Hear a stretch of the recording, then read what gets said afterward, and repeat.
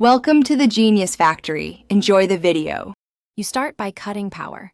Disconnect the negative battery terminal to avoid shorting the sensor circuit. Once done, lift the front and support it on stands so you can safely remove the lower splash shield. This gives you clear access behind the bumper. Now identify the sensor you need to replace and trace its wiring to the harness clip. You must see the connector orientation and retaining tab so you can release it without breaking the plastic.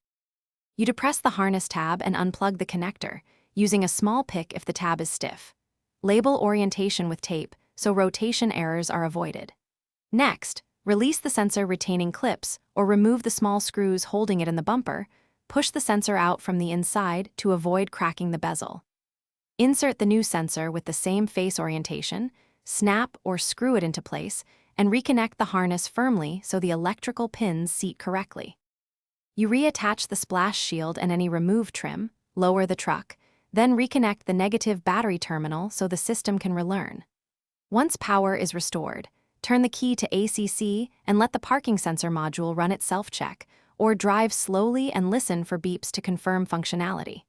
If the new sensor shows no response, make sure the connector is fully seated, check for stored fault codes with a scanner, and verify the ground and related. Thanks for watching. If you found this helpful, don't forget to like and subscribe.